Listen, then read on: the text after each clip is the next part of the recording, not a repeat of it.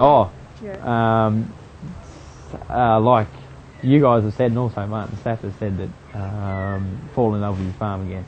Basically, I've never been more excited about farming than what I am now. I actually went through a stage there a few years ago that I thought, what's the point? I might as well. There has to be a better life than this. I might as well get out of farming.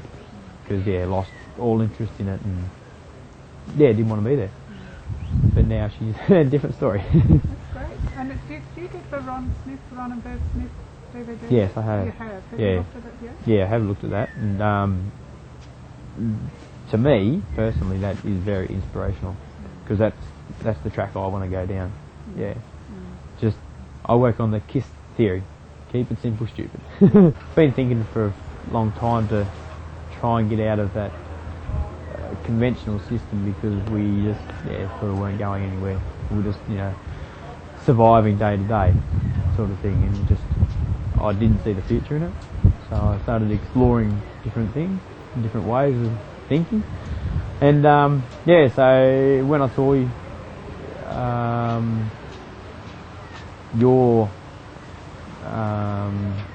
club and that, I looked at it, and then when I talked to you guys and that, it looked like really what I sort of needed to help me get the information to progress what I need to know. And since I've been with you, which has only been the 2 months, certainly haven't looked back and learnt so much already. And hope to learn a lot more. You will. So what sort of problems are you facing? Like when you said you didn't really see a future for you, what was going on the farm? Your main driving force was profitability. We virtually have no profitability anymore, unless you have an exceptionally good year.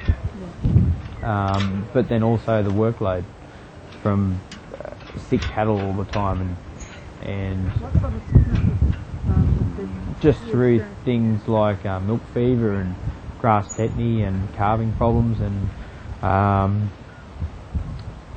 very, very poor conception rate.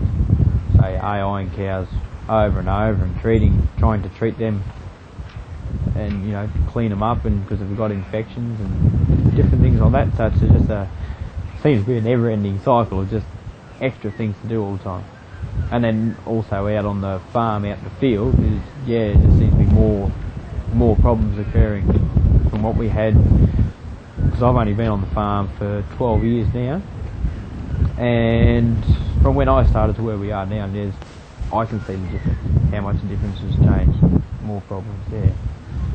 So how are you managing these pastures and things? Are you applying fertilisers and things like that? Yeah, we were typically conventional, Yep, chemicals and chemical fertilisers, and not even thinking about soil biology or carbon or anything like that, And does that mean resowing pastures as well?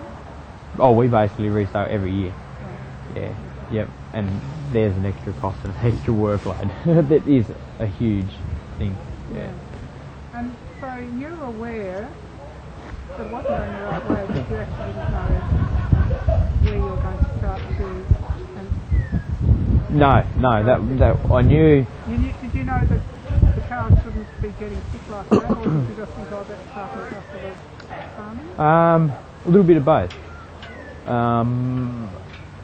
I knew that we never used to have those problems as bad, but I also thought, well, just some of the problems that we have with farming them. But to late, before I started with you guys, was I thought, well, what happened back years and years and years ago before we had these products to treat cows with?